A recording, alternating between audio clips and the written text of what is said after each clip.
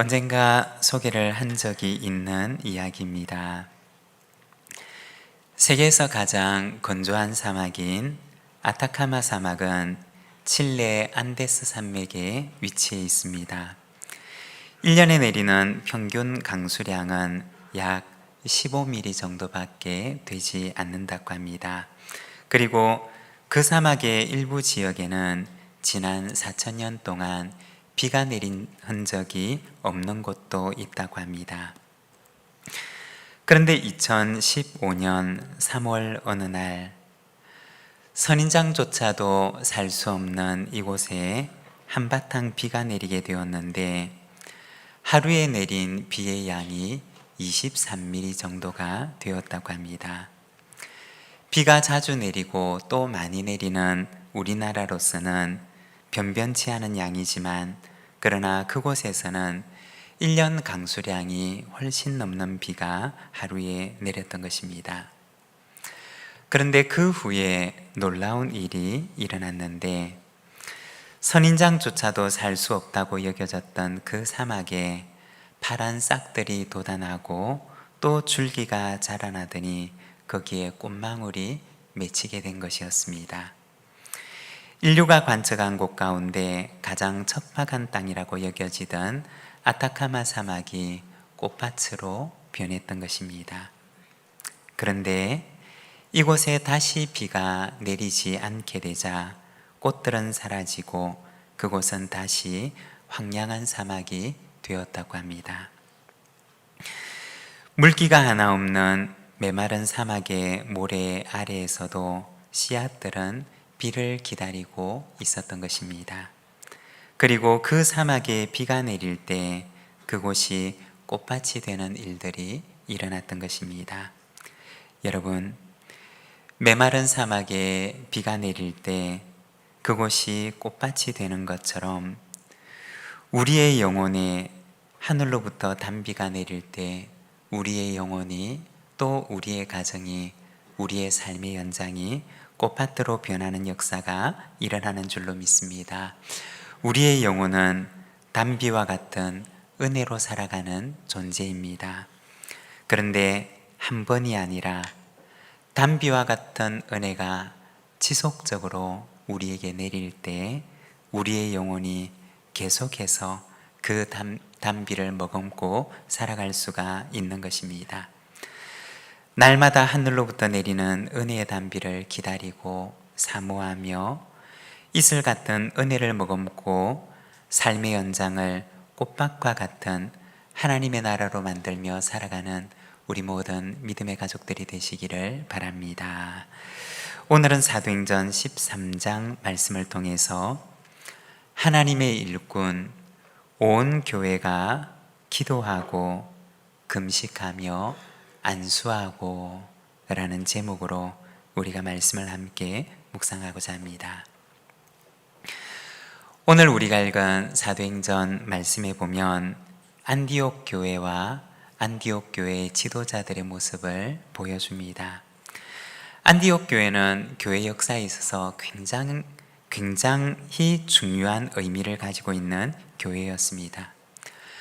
처음으로 생겨났던 이방인 교회였고 또한 이방인 선교라고 하는 교회 역사에 있어서 새로운 지평을 여는데 순종함으로 응답해서 하나님께 쓰임을 받았던 교회가 되었습니다. 바로 그 역사적인 순간을 누가는 사도행전 13장을 통해서 기록을 하고 있는데 오늘 말씀 1절에 보면 당시 안디옥 교회의 모습을 보여줍니다.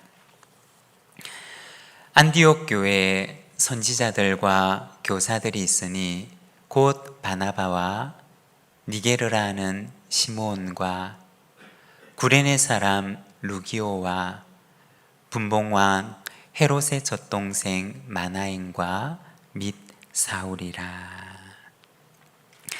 여기 보면 안디옥 교회를 섬겼던 선지자와 교사들로 불렸던 5명의 지도자들을 소개하고 있습니다. 예루살렘 교회가 안디옥 교회에 파송을 했던 바나바와 바울과 함께 오늘 본문은 세 명의 사람들을 더 소개를 하고 있습니다. 먼저 바나바라고 하는 이름 뒤에 니게르라고 하는 시몬을 소개하고 있습니다. 여기서 니게르라고 하는 말은 검은이라는 뜻을 지닌 말입니다. 아마도 이 니게르라고 하는 말은 그 당시 흑인을 의미하는 말이었을 것입니다. 그리고 학자들은 조심스럽게 추정하기를 어쩌면 그리고 아마도 이 시몬이라고 하는 이름은 누가복음 23장 26절에 나오는 예수님의 십자가를 대신 졌던 구레네 사람 시몬일 수 있다고 이야기를 합니다. 구레네 시몬의 가정은 당시 초대교회에 잘 알려져 있던 가정이었습니다. 마가복음 15장 21절에 보면 알렉산더와 루포의 아버지인 구레네 사람 시몬이라고 소개를 합니다. 십자가를 지고 골고다로 올라가시는 그 예수님의 십자가를 그 길에 지나가던 한 사람에게 맡기는데, 그런데 이 마가복음에 보면 그 사람에 대해서 자세하게 마치 그 사람을 잘 알고 있는 것처럼 그를 소개하는데, 그는 알렉산더와 루포의 아버지였던 구레네 사람 시몬이었다 라고 소개를 합니다. 그리고 로마서 16장 13절에 보면 주 안에서 택하심을 입은 루포와 그의 어머니에게 문안하라. 그의 어머니는 곧 내 어머니니라 고 말합니다.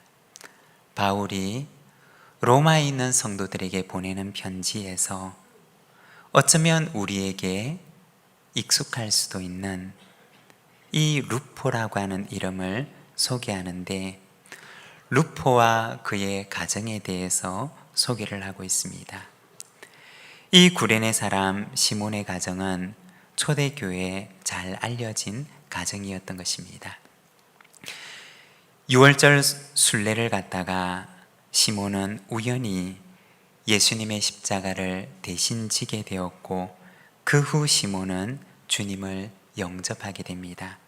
그런데 시몬뿐만 아니라 그의 온 가정이 예수님을 영접하고 초대교회 구성원이 되어서 초대교회에 잘 알려져 있는 가정이 되었던 것입니다.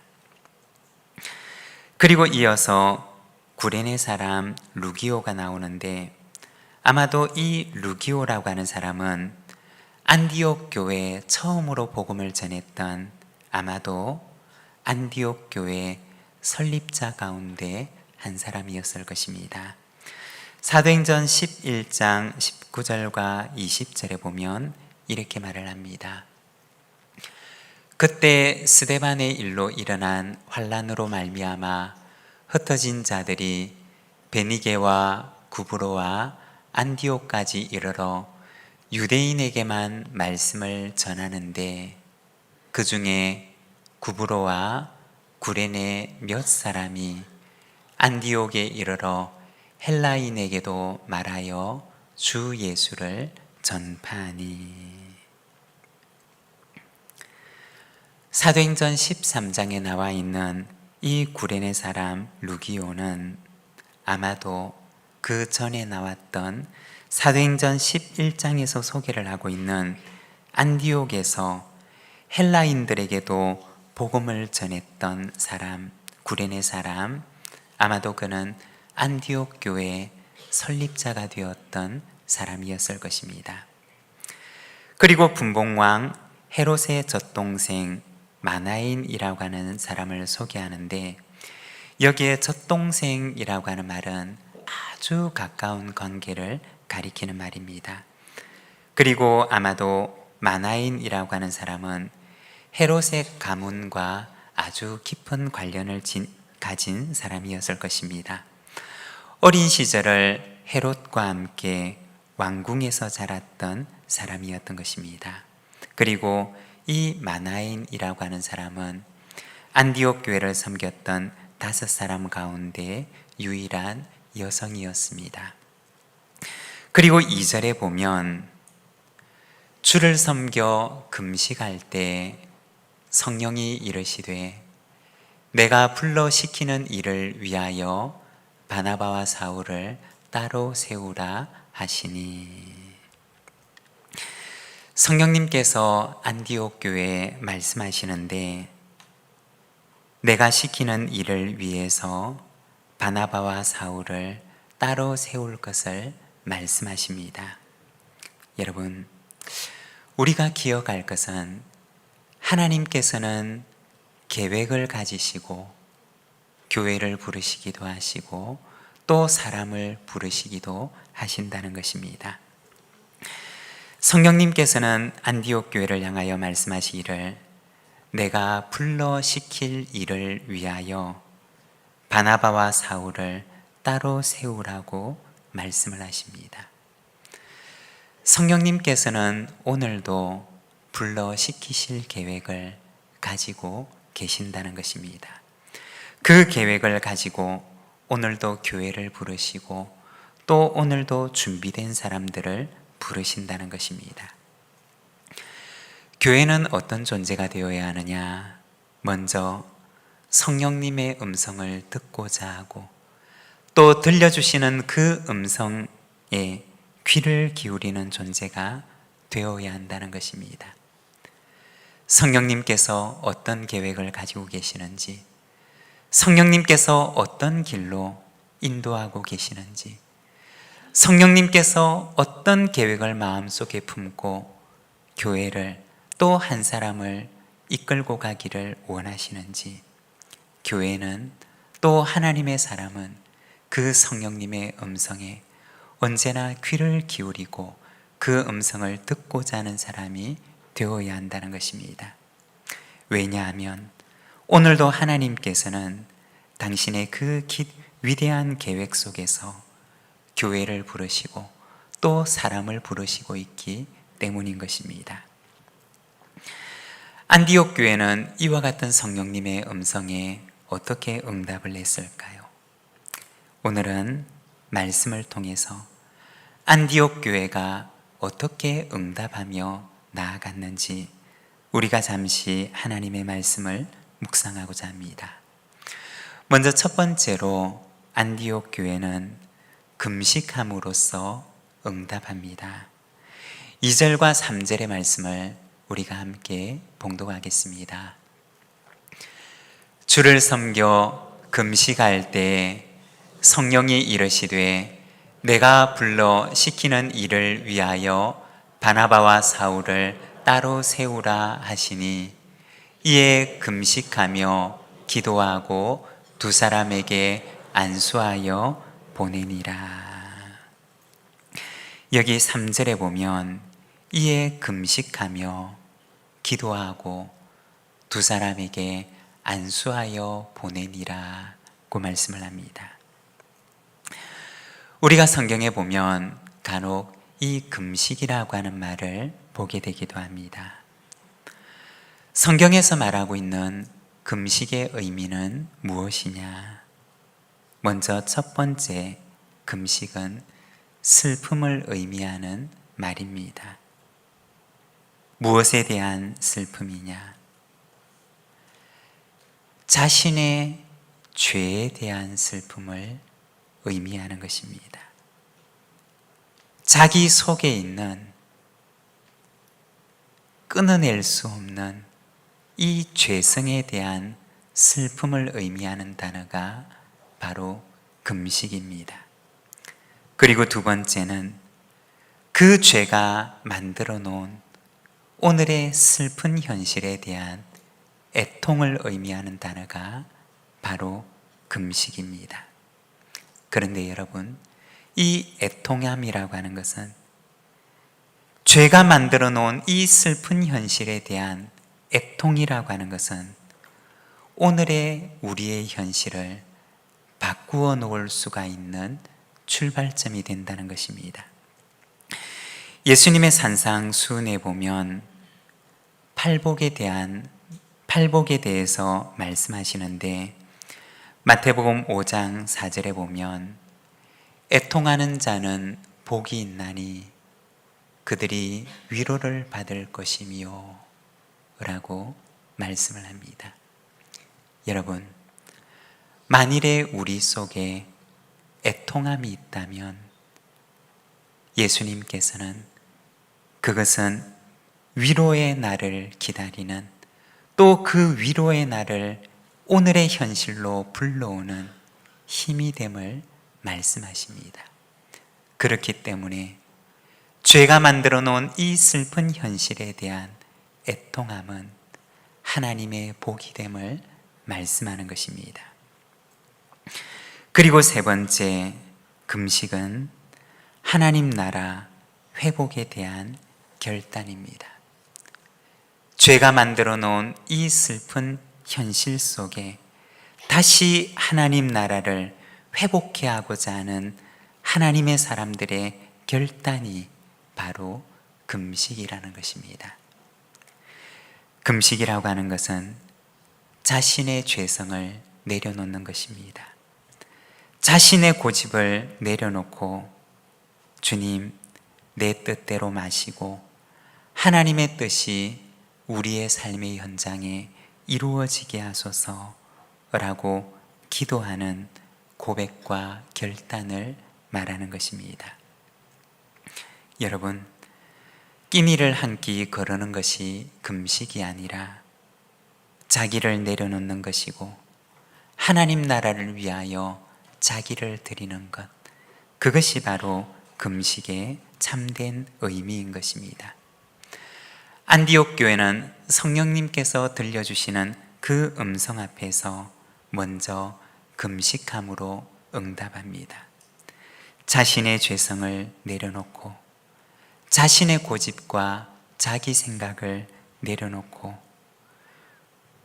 그들을 향한, 우리를 향한 하나님의 뜻을 구하는 시간을 가지게 됩니다.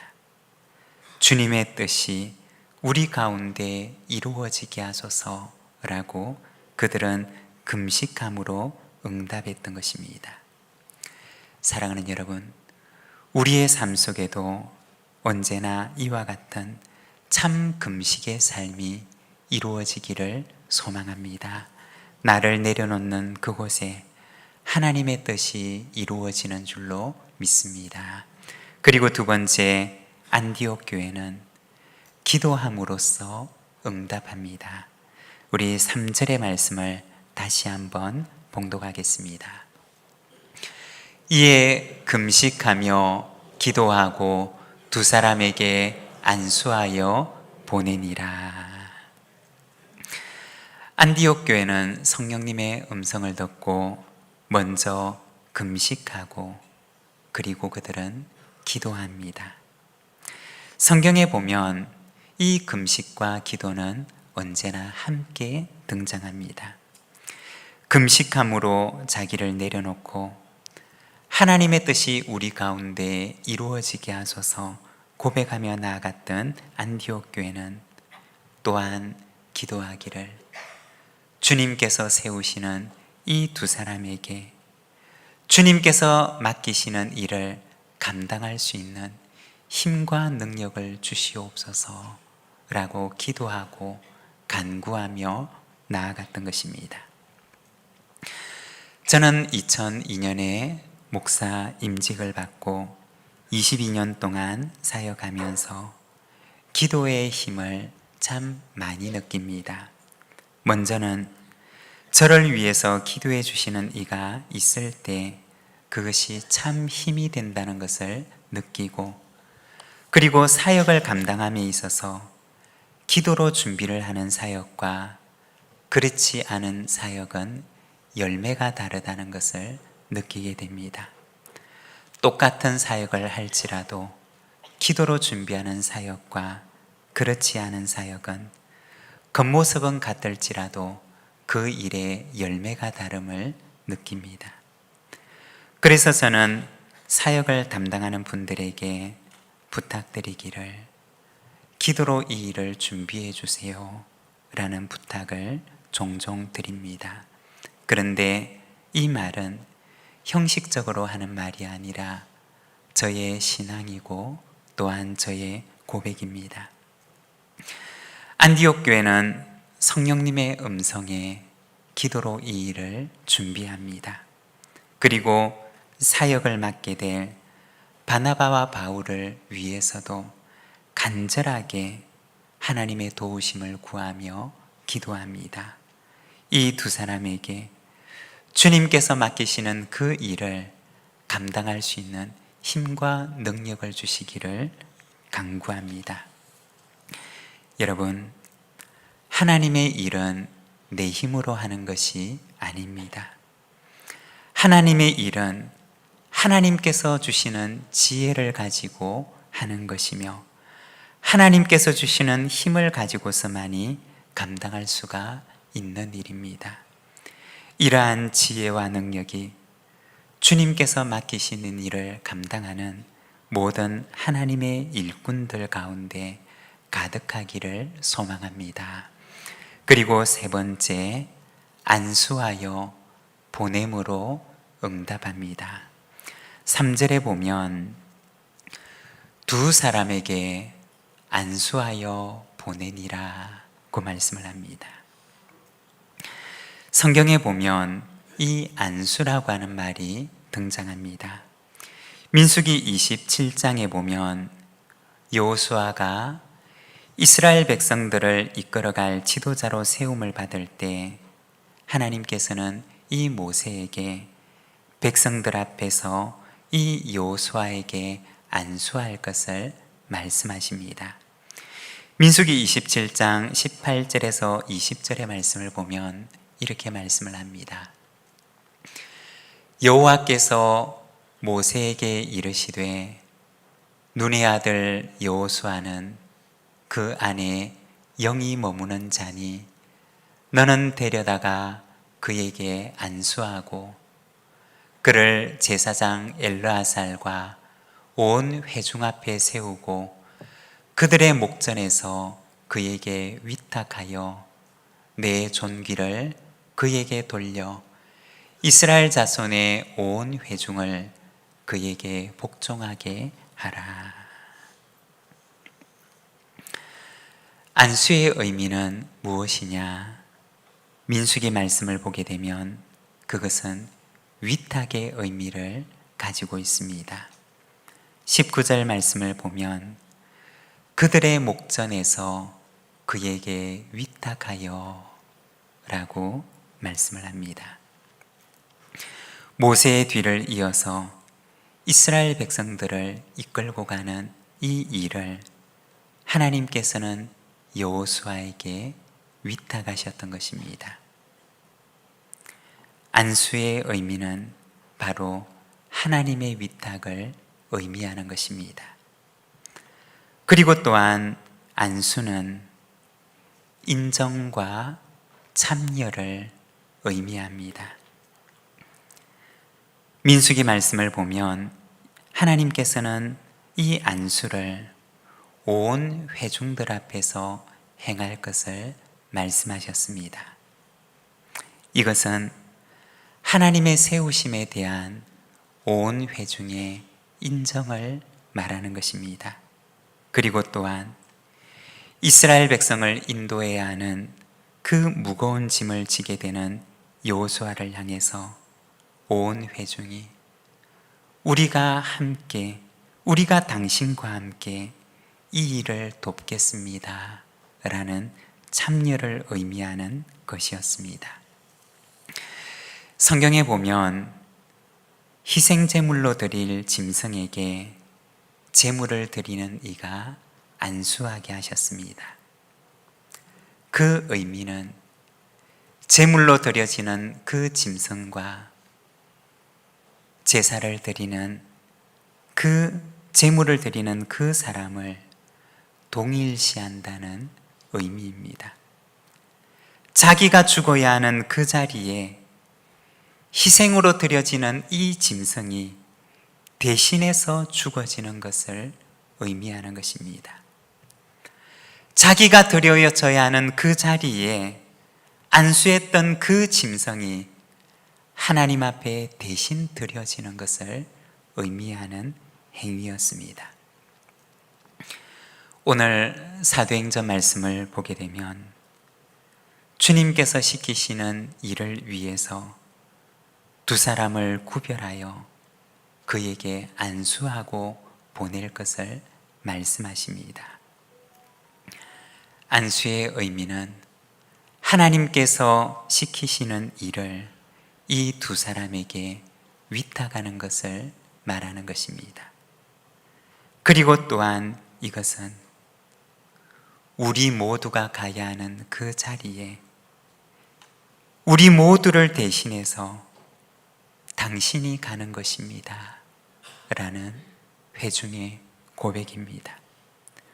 우리 모두가 져야 하는 이 짐을 당신이 대신해서 이 짐을 지고 가는 것이며, 이 일에 있어서 당신과 우리가 몸은 떨어져 있지만 그러나 한 몸과도 같이 우리가 떠난 당신을 위해서 계속해서 기도할 것이며, 당신이 감당하는 그 모든 사역에 있어서 우리가 힘껏 참여하며 돕겠습니다 라는 참여의 의미가 담긴 안수인 것입니다. 그리고 그를 보내게 되는데, 이 보낸다라고 하는 의미는 놓아준다 라는 의미입니다. 바나바와 바울은 당시 안디옥 교회에 너무나 필요했던 사람이었고, 빠지면 안 되면 놓아줄 수가 없는 너무나 중요한 위치에 있는 사람이었습니다. 그러나 하나님께서 시키시는 일을 위해서 이 두 사람을 구별해서 그들이 하나님께서 시키시는 이 일에 전념할 수 있도록 안디옥 교회는 그들을 놓아주었던 것입니다. 안디옥 교회는 교회 역사에 한 획을 긋는 역할을 감당합니다. 복음이 온 세계를 향해서 뻗어갈 수 있도록 하는 일에 귀하게 쓰임을 받는 교회가 됩니다. 어떻게 그렇게 될 수가 있었느냐? 그들은 성령님의 음성을 들었고 자기를 부인하고 하나님의 뜻을 구하는 금식과 하나님을 의지하는 기도와 하나님의 위탁이 담겨 있는 안수에 온 교회가 인정하고 함께 그 일에 참여하기를 결단함으로 응답할 때 이 안디옥 교회는 하나님의 쓰임을 받는 교회가 될 수가 있었던 것입니다. 사랑하는 여러분, 오늘도 주님께서는 우리의 교회를 향하여 또 우리 각 사람을 향하여 계획을 가지고 계십니다. 그리고 그 계획 속에 교회를 부르시고 또 하나님의 사람들을 부르십니다. 주님의 그 부르심에 온전한 응답으로서 하나님 앞에 귀하게 쓰임을 받는 우리 부산진 교회와 그리고 하나님의 준비된 일꾼들이 되시기를 바랍니다. 오늘 우리에게 주신 말씀을 우리의 마음속에 담으며 응답의 기도로서 이 시간 하나님 앞에 나아가겠습니다.